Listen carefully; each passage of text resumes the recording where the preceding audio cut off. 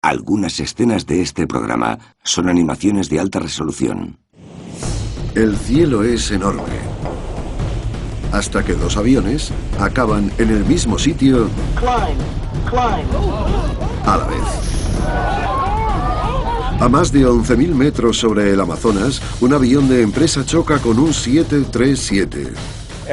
Sentí que todos mis átomos implosionaban. A 1,6 km sobre Nueva York, un DC-8 penetra el fuselaje de un Lockheed Constellation. Me levanté, salí corriendo y no miré atrás. Sobre San Diego, un 727 choca con un Cessna y queda grabado. Sabía que era algo gordo y malo, pero no que era una colisión. En las afueras de Los Ángeles, un avión pequeño choca con un DC-9, destrozando varias casas que hay debajo. Olía a muerte, a humo y muerte. Los testigos y los supervivientes cuentan sus desgarradoras historias, y las reconstrucciones animadas les pondrán justo en los aviones en apuros. El enorme cielo acaba de hacerse mucho más pequeño.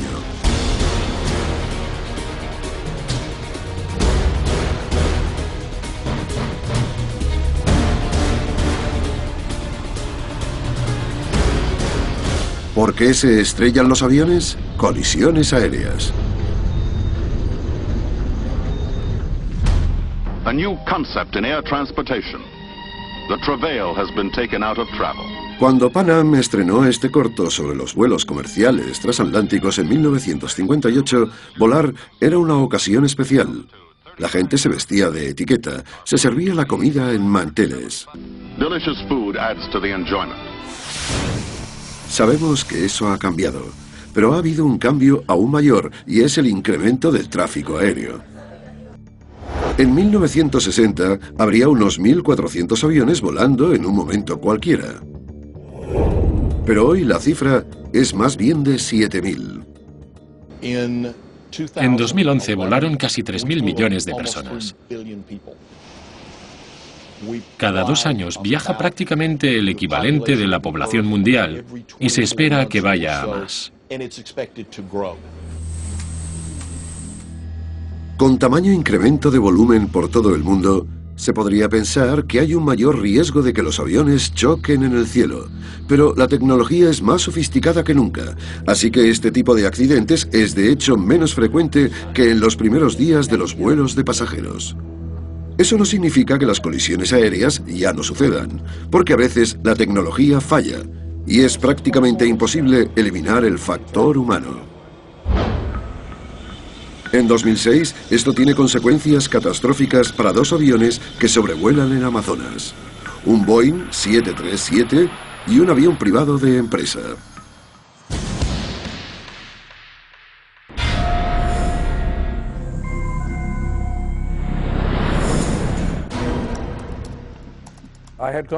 Había ido a Brasil por un encargo de la revista Business Jet Traveler para escribir sobre Embraer, que es un gran fabricante de aviones que hay cerca de Sao Paulo. Una vez ahí me encontré con gente de una compañía charter de Long Island que acababa de comprar un avión nuevo, un Legacy 600 de $25 millones. Una preciosidad, un avión mediano, privado. Me dijeron que me volviese con ellos. El avión tenía 13 asientos y había 6 vacíos. Y yo, pues vale, me apunto. Acabó siendo la peor decisión de mi vida.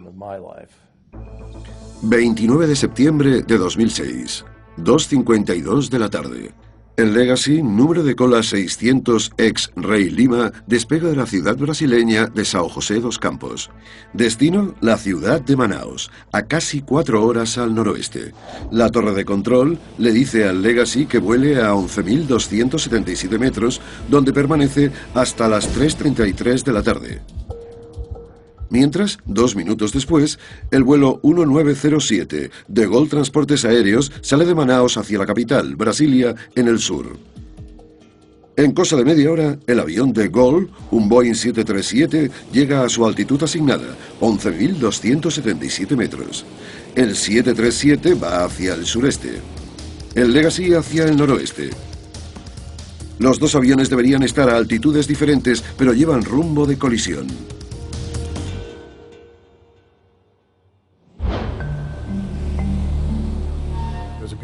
Era un día precioso, con nubes esponjosas blancas, pero que no tapaban la visibilidad. Despegamos pensando que sería un vuelo de rutina. Unos pilotos muy competentes llevaban el avión, que era nuevo. ¿Qué podía salir mal? Ambas parejas de pilotos están en contacto con control aéreo, dirigido por la Fuerza Aérea Brasileña. Pero a las 4:02 de la tarde, al noroeste de Brasilia, ocurre un problema. Control deja de recibir los datos del radar del Legacy. En algún momento del vuelo, el transpondedor que le da la información de la altitud al controlador dejó de funcionar sin que se dieran cuenta.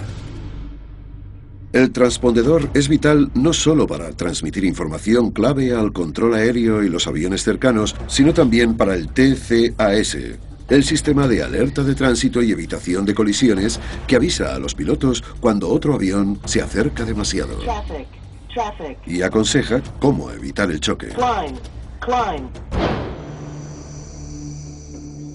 Además del fallo de señal del transpondedor que evita que los datos del Legacy se transmitan, hay otro problema. Zonas muertas sobre el Amazonas que están documentadas. A partir de las 4:26, el control aéreo y los pilotos del Legacy intentan comunicarse varias veces sin conseguirlo. En circunstancias normales serían conscientes de las llamadas de los otros. El control aéreo brasileño, que lo hizo fatal en general, había programado mal las consolas y había asignado 5 frecuencias de radio para la zona en la que estaban los pilotos, 4 de las cuales estaban mal porque no tenían nada que ver con ese sector. Increíble, ¿no? Pero así fue. Aunque control aéreo le da permiso al Legacy para volar a 11.277 metros, cuando uno de los controladores le traspasa el avión al terminar el turno de trabajo, le dice, equivocándose, que el avión está a 10.972 metros. En realidad, el Legacy y el 737 están a la misma altitud y viajan a más de 800 kilómetros por hora, lo que equivale a un acercamiento o velocidad combinada de más de 1.600 kilómetros por hora. Hablamos de mucha potencia en aviones que pesan cientos de miles de kilos. Cuando chocan a tanta velocidad, lo normal es que los aviones se destruyan por completo. A las 4:53, cuando se establece el contacto por radio, la conexión es tan mala que los pilotos del Legacy y el controlador no se entienden. Los aviones se acercan. Todos estaban durmiendo o trabajando. Oí y sentí un bang, el ruido más fuerte que he oído, y eso que estuve en Vietnam con las bombas. Un bang. Sentí que todos mis átomos implosionaban. He volado muchas veces de pasajero. He pasado por muchos tipos de clima y de turbulencias, pero nunca sentí un impacto así. Debido al ángulo del choque, el 737, aunque es mucho mayor que el Legacy, sale mucho peor parado. Una de las alas, que tenía una aleta, cortó el ala del 737. Muchos de los sistemas de control de vuelo se dañaron. El avión quedó incapacitado e incontrolable. Cuando el 737 se fue fuera de control, las fuerzas aerodinámicas hicieron que empezase a romperse en pleno vuelo. Todos los que están a bordo del Legacy saben que ha pasado algo malo, pero no que han chocado con otro avión. Ni siquiera saben que su avión está dañado hasta que Joe Sharkey mira por la ventana. Levanto la persiana, miro y veo algo que no olvidaré jamás. Al ala le falta una parte, solo queda un trozo dentado de metal. Tienen que aterrizar cuanto antes. Han de ir al primer aeropuerto disponible. A continuación, 35 minutos en el aire que les pondrán el corazón en vilo y un aterrizaje grabado a fuego en la memoria de este pasajero. Fue un momento de tranquilidad absoluta en el que todos nos dimos cuenta de que seguramente íbamos a morir.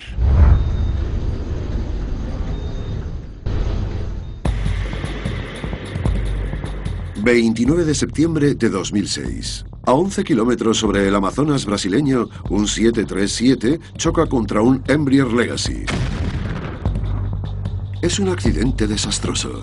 El 737 está fuera de control y cae en picado hacia el suelo. Pero el Legacy sigue volando. Le falta la aleta izquierda y el estabilizador horizontal está dañado. Los pilotos luchan para que el avión siga en el aire, pero nadie a bordo sabe que han chocado. Lo que sí saben es que están en apuros. Pensar que quizá no vuelvas a ver a tu familia, o que van a leer en el periódico, o ver en la tele que has muerto, fue horrible.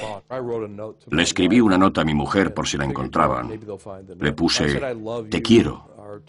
Nuestro tiempo juntos ha sido precioso. Y en fin, perdona por irme a morir, pero lo dije en plan bonito. Como la mayoría de accidentes aéreos, la colisión sobre Brasil se debe a una cadena de eventos, no a uno solo. Dos aviones vuelan directos contra el otro después de que Control Aéreo los pusiera a la misma altitud. Los agujeros negros de radio sobre el Amazonas limitan la comunicación entre los controladores y los pilotos del Legacy. Y durante casi una hora antes del choque, el transpondedor del Legacy no transmite, por lo que los dos controladores que trabajan en turnos seguidos no reciben las señales.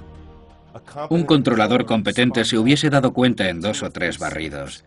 Hay un barrido cada 10 segundos, o sea que en 20 o 30 segundos. El avión desapareció durante 50 minutos, no 20 o 30 segundos. A los 3 minutos del impacto, el transpondedor se reactiva. Pero el Legacy ya está en peligro. Tiene que aterrizar cuanto antes. Fueron los 35 minutos más largos de mi vida. ¿Íbamos a aterrizar sanos y salvos? Todo el rato me preguntaba si perderían el control del avión. La pista de aterrizaje más cercana está en una base militar. Es literalmente una pista en mitad de la jungla. Mientras los pilotos desesperados intentan alcanzarla, todo el mundo tiene el corazón en un puño. Estábamos a 5 minutos de no volar más. Estaba claro. Los árboles estaban cada vez más cerca. Pensé, pues ya está.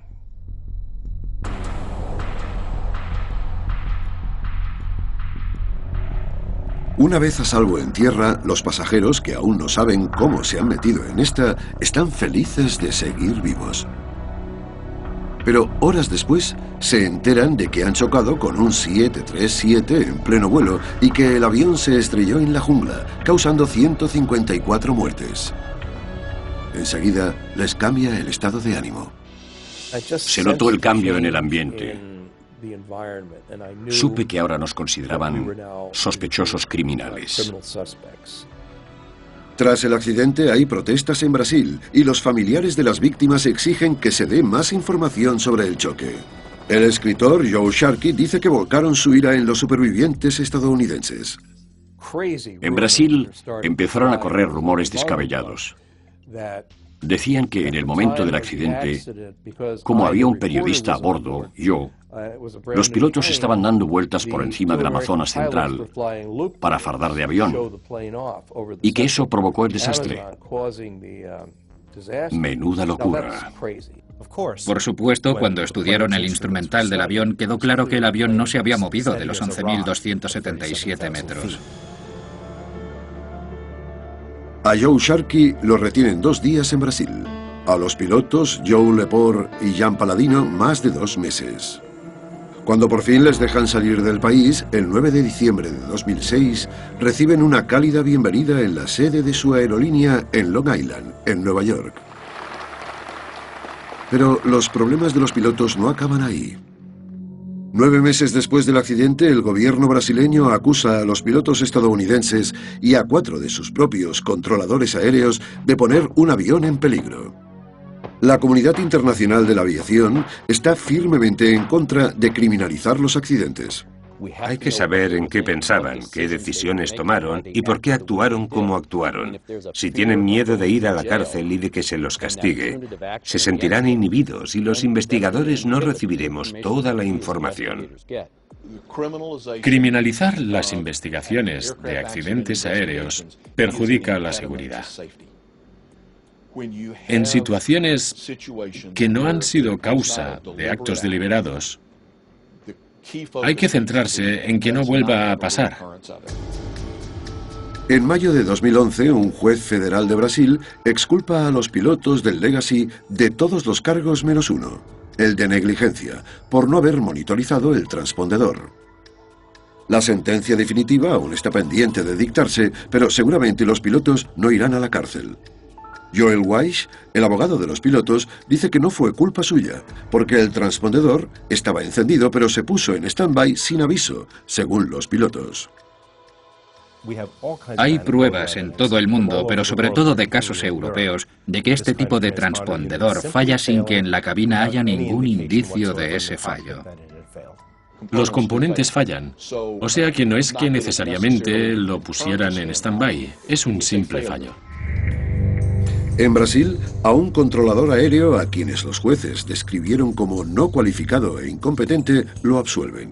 A otro controlador lo condenan por negligencia. En el informe final, CENIPA, el equivalente brasileño al NTSB, la Junta Nacional de Seguridad del Transporte, reconoce los fallos de los controladores brasileños y los de los pilotos del Legacy, y afirma que las dos partes deberían haberse percatado de la pérdida de la comunicación por radio mucho antes de lo que lo hicieron. En un email, el departamento de prensa de CENIPA afirma que su investigación del accidente no establece responsabilidad ni culpa, sino que identifica los factores que lo desencadenaron con el objetivo prioritario de prevenir futuros accidentes.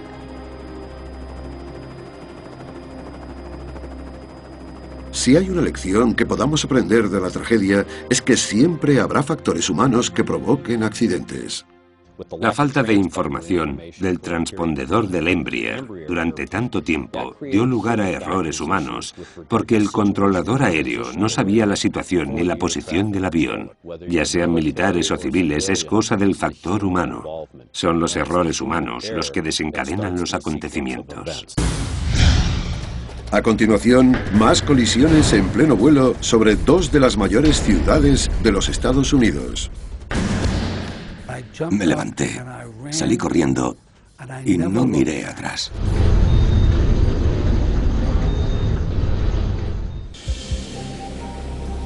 Antes de que existiese el sistema de control de tráfico aéreo moderno, la tarea de mantener la separación entre los vuelos comerciales recaía sobre todo en los pilotos.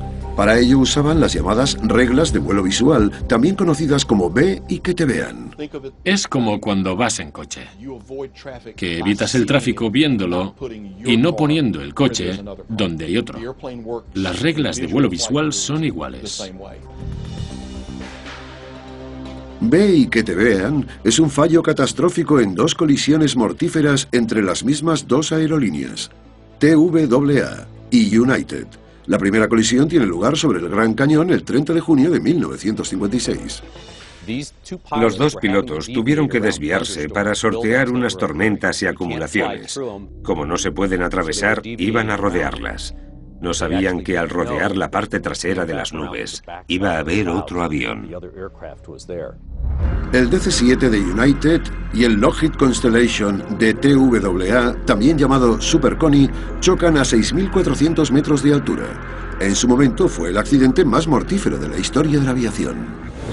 La trágica colisión del sábado entre TWA y United Airlines se ha cobrado 128 vidas. Supuso un punto de inflexión. Fue uno de esos accidentes en los que la sociedad dijo no va a volver a pasar. La colisión dio pie al Acta Federal de Aviación de 1958, que crea la Administración Federal de Aviación, cuya misión es crear el sistema de espacio aéreo más seguro y eficiente del mundo. Por desgracia, el cambio no llega lo bastante rápido.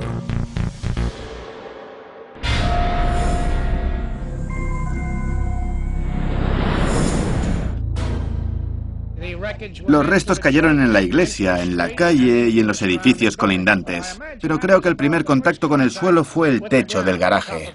La iglesia de la columna de fuego. Sí, anda que no es irónico.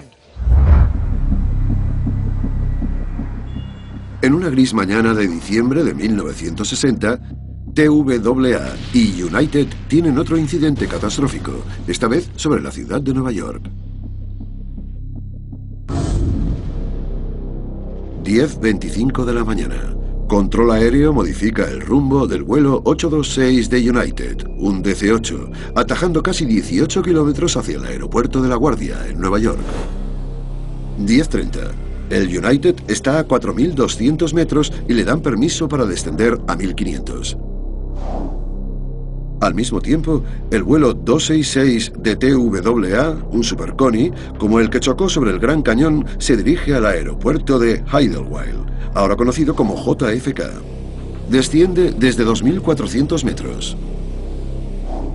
Al United le dicen que vaya a una intersección de navegación en concreto, donde tiene que ponerse en espera y aguardar instrucciones nuevas. Pero hay problemas. El avión tiene dos instrumentos de navegación que entonces se usaban para determinar la posición. Uno no funciona. El avión va a 800 kilómetros por hora, una velocidad que luego se calificaría de excesiva, y el DC-8 se pasa de su zona permitida. Es como ir conduciendo por la calle. Si sabes dónde estás y que tienes que girar la segunda a la izquierda, pues genial. Pero si no ves la primera a la izquierda, giras a la tercera, porque no te has dado cuenta de que ya has pasado la primera. A las 10:33, la Torre de la Guardia le aconseja al TWA que se desvíe a la derecha. Nadie se da cuenta, pero el DC-8 de United va directo hacia él. Entonces, 7 segundos después, cuando ambos aviones se acercan a los 1.500 metros, hay una colisión brutal. Uno de los motores del DC-8 atraviesa el fuselaje del Super Connie.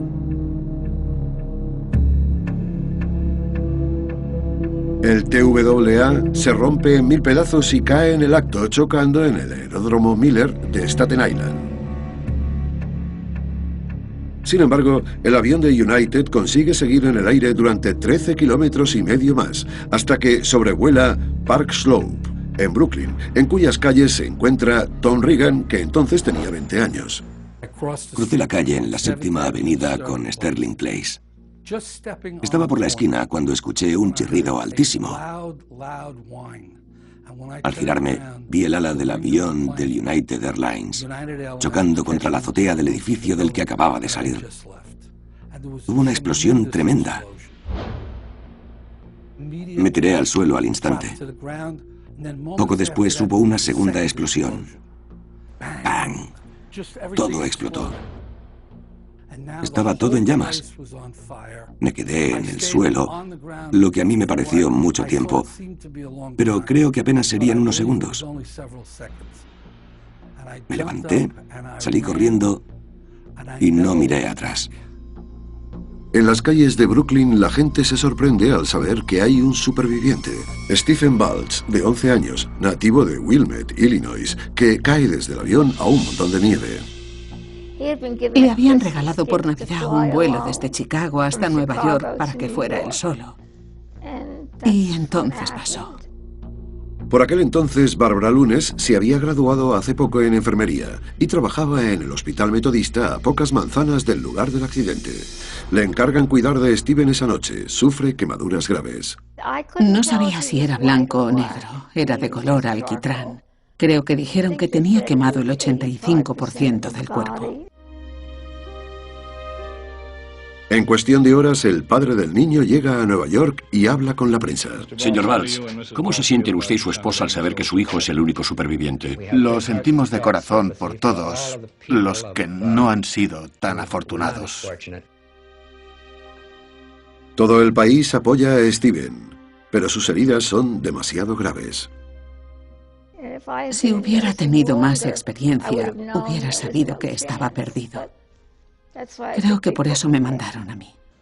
Steven Balch, nuestro niño de 11 años, el único superviviente del accidente aéreo de Brooklyn, ha fallecido a la 1 de la tarde, hace pocos minutos. El pequeño cerró los ojos y se durmió. Con un recuento final de 134 muertes, incluyendo 6 fallecimientos en tierra, la colisión de 1960 sobre Park Slope sustituye a la del Gran Cañón como el accidente de aviación comercial más mortífero de la historia de los Estados Unidos hasta ese momento. Para investigar el accidente, la Junta de Aeronáutica Civil, la precursora de la NTSB, usa el registrador de datos de vuelo, también llamado caja negra, por primera vez en la historia.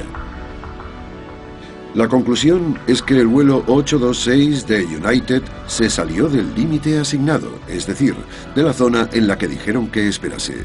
Su alta velocidad y el cambio de zona que le asignó control aéreo fueron factores que contribuyeron. A los 3 meses, el presidente Kennedy funda el proyecto Beacon. Es un cuerpo especial al que se le encarga analizar las instalaciones de aviación del país y trazar un plan a largo plazo para el futuro del tráfico aéreo de los Estados Unidos. Pero hay más problemas aéreos en el horizonte. A continuación, accidentes mortales entre aviones grandes y pequeños. De golpe oímos un... tremendo.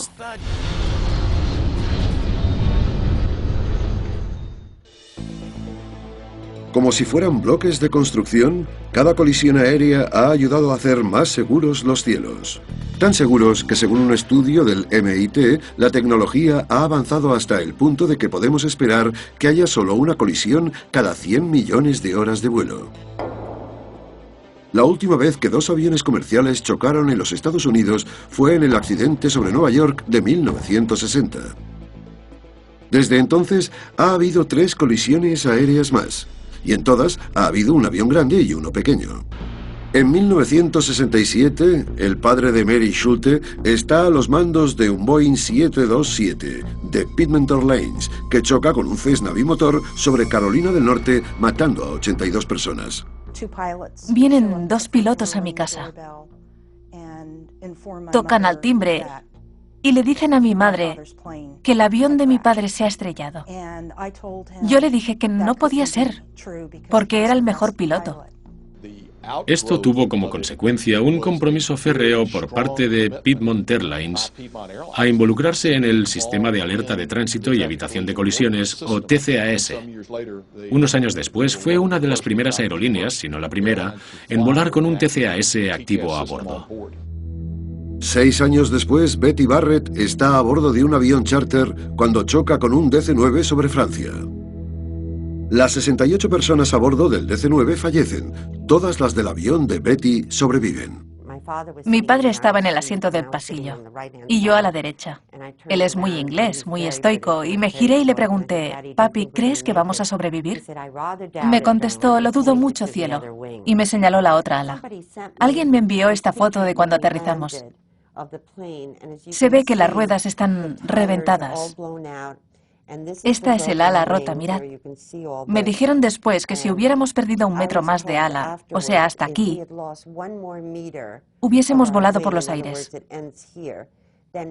Siempre la tengo en mi cuarto por si me deprimo, recordarme que si he sobrevivido a esto, puedo sobrevivir a todo. Más tarde, en 1978 y 1986, hay 2 colisiones aéreas más en los Estados Unidos. Al sumarse a los accidentes previos, obligan a que haya grandes cambios en la industria de la aviación. Hay coincidencias escalofriantes. Ambas colisiones suceden a plena luz del día, en días preciosos, en el sur de California. El primero, el 25 de septiembre de 1978, está grabado.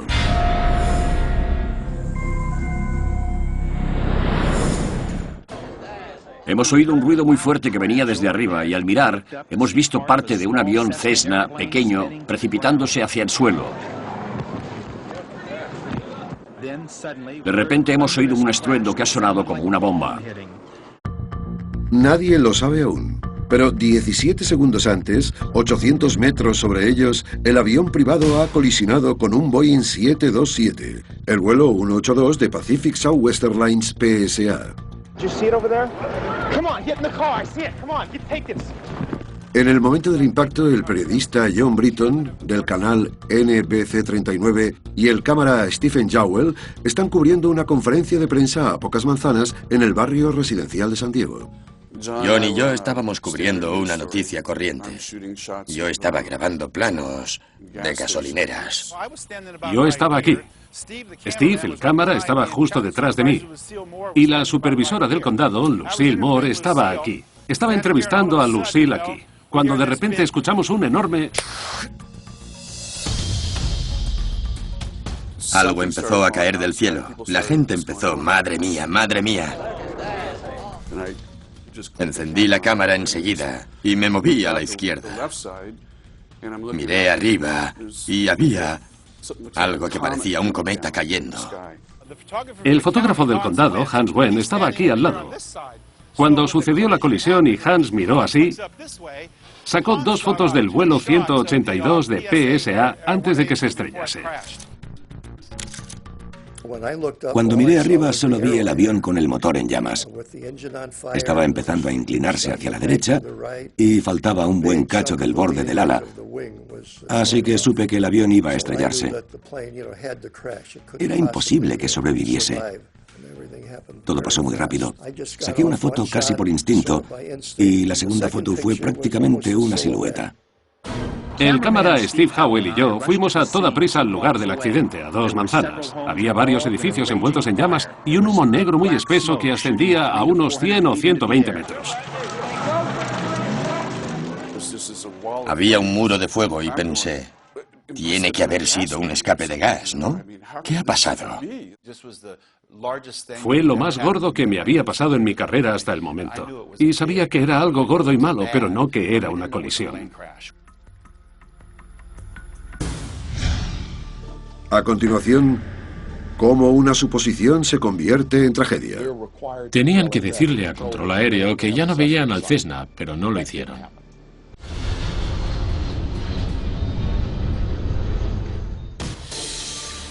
San Diego, 25 de septiembre de 1978.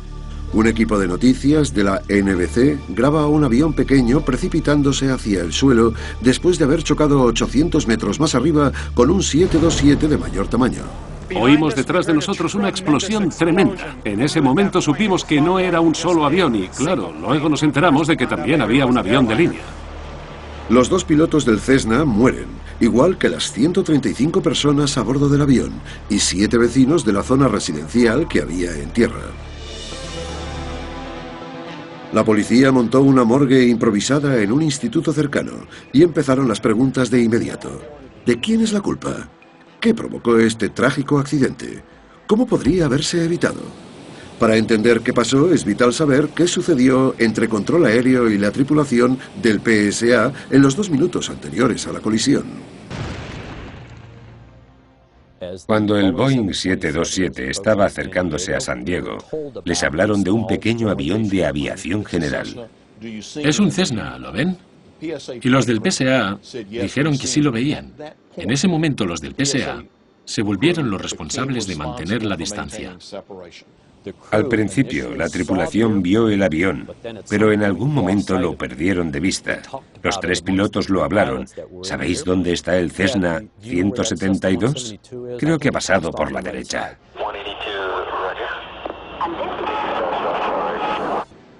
Tenían que decirle a control aéreo que ya no veían al Cessna, pero no lo hicieron.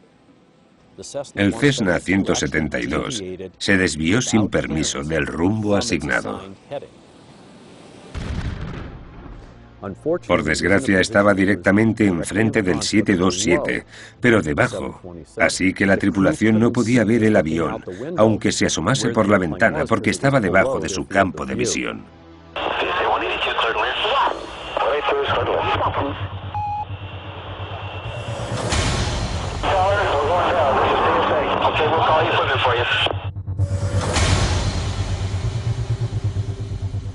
El 172 golpeó el borde del ala derecha más o menos a mitad de la envergadura.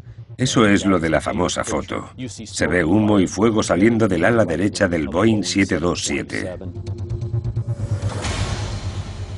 Debido a eso, el morro bajó cada vez más sin que pudieran evitarlo. Y perdieron el control. Perdieron el control y, por desgracia, el avión se estrelló. En el informe final, La NTSB culpa a la tripulación del PSA por no mantener la separación visual con el Cessna y por no informar al controlador cuando perdieron de vista al otro avión. El informe dice que al accidente también contribuyeron los procedimientos de control aéreo, que autorizaron a los controladores a usar la separación visual cuando podrían haber usado el radar. El informe hace notar que las tripulaciones relajan la vigilancia en zonas donde tienen asistencia por radar. Y dice que parece ser que los controladores también la relajaron. El controlador pudo haber creído que la tripulación entendía mejor la situación que él. Podrían pasar días hasta que se termine la limpieza y, tal y como dice un policía, pasarán años hasta que el barrio vuelva a ser el mismo. Tras el accidente del PSA, la AFA redobla los esfuerzos para mejorar la separación de los aviones cerca de los aeropuertos con más actividad del país y para modernizar la tecnología de los sistemas de alerta de tránsito. Pero una vez más, el cambio no llega lo bastante rápido. 8 años después, 1986, otro día soleado en el sur de California, otro avión pequeño y otra colisión aérea catastrófica.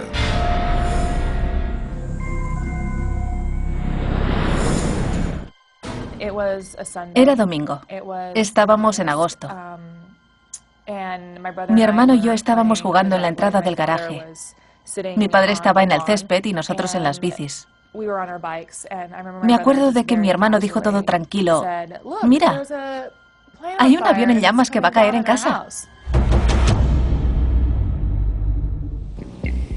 A 19.800 metros sobre Cerritos, California, una zona residencial del este de Los Ángeles, un Piper Archer privado se ha puesto en el camino del vuelo 498 de Aeroméxico, un DC-9 con 64 personas a bordo.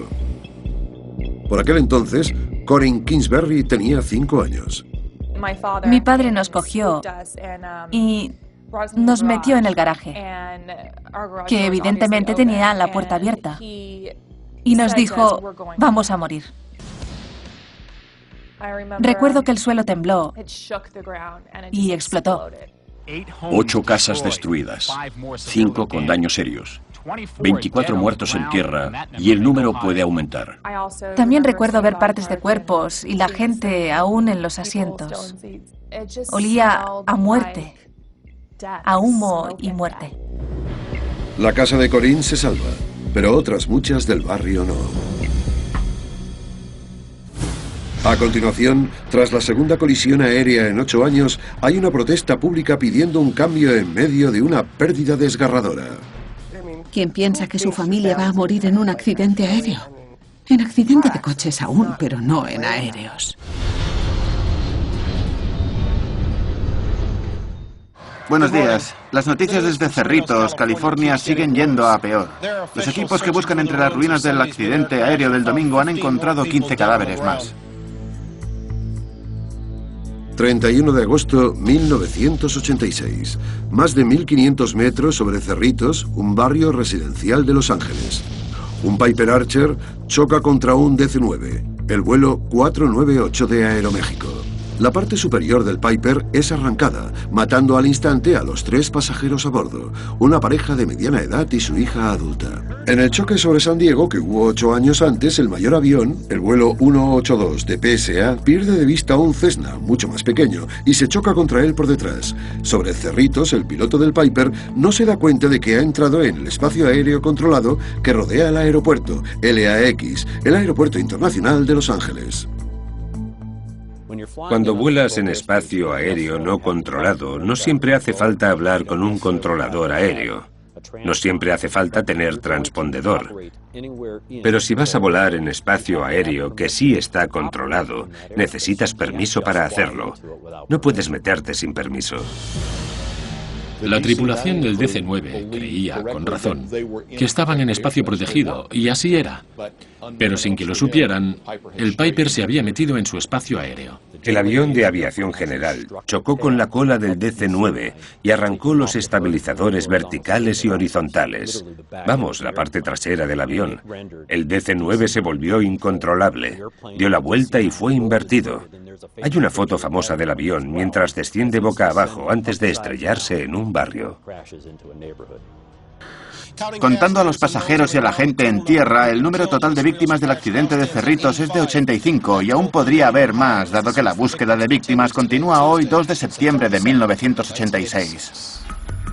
Hay tantas coincidencias entre las colisiones aéreas de Cerritos y San Diego que hay protestas públicas de lo poco que se ha hecho en los años que ha habido entre medias.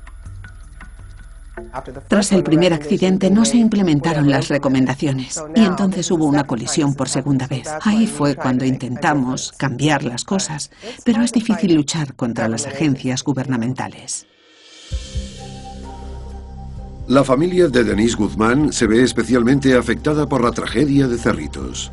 Su suegro, su tío, sus 2 sobrinos y un amigo de la familia vuelven de una excursión de pesca en México en el vuelo 498. Su marido iba a ir con ellos, pero se salta el viaje para ir a un funeral. Cuando se estrella el avión, parte de la familia ya está esperando en el aeropuerto para recogerlos, pero acaban teniendo que ir al lugar del accidente. Fue una pesadilla. Sabíamos que nadie iba a sobrevivir. Creo que igual mi marido tuvo ciertas esperanzas. ¿Hay supervivientes? No. Pero yo supe inmediatamente que no iba a acabar bien.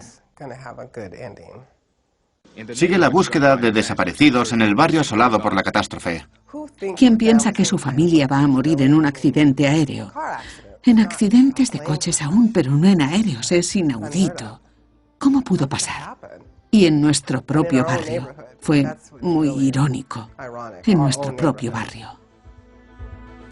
La Junta citó en el informe final las limitaciones del sistema de control aéreo para evitar colisiones y la entrada inadvertida y sin autorización del avión privado en la zona de la terminal de control de Los Ángeles. Gracias al conocimiento adquirido de cada colisión aérea, el cambio lleva décadas en el horizonte, pero el choque del Aeroméxico sobre Cerritos supone un mazazo. Para el año 1989, todos los aviones comerciales que vuelen hasta una altura de 3.000 metros y estén a una distancia de hasta poco más de 9.000 metros de las zonas de control terminal tienen que estar equipados con transpondedores que transmitan los datos de altitud. En 1993, todos los aviones de aerolínea con 10 o más asientos que operan en espacio aéreo estadounidense están equipados con sistema de alerta de tránsito y evitación de colisiones o TCAS. Todo desde el vuelo 22 de Piedmont y el accidente de PSA hasta el accidente de Cerritos fueron como bloques de construcción que culminaron en una tecnología que evolucionó en el sistema moderno de TCAS, que es una gran herramienta de predicción. La AFA tuvo que coger el toro por los cuernos, por así decirlo, y hacer algo para intentar evitar este tipo de accidentes. Aumentamos la cobertura por radar, mejoramos la comunicación de control aéreo en las tripulaciones, cambiaron el espacio aéreo, crearon un sistema de espacio aéreo controlado. Se hizo para intentar evitar o al menos reducir el riesgo de que haya pilotos errantes que vuelen por zonas de mucho ajetreo tan cercanas a los aeropuertos principales. Las lecciones aprendidas han hecho que volar sea tan seguro y las colisiones aéreas tan raras que según un estudio del MIT, habría que volar sin parar durante 11.000 años para vivir una. Por desgracia, mucha gente tuvo que perder la vida para llegar al que es sin duda el momento más seguro hasta la fecha de la historia de la aviación.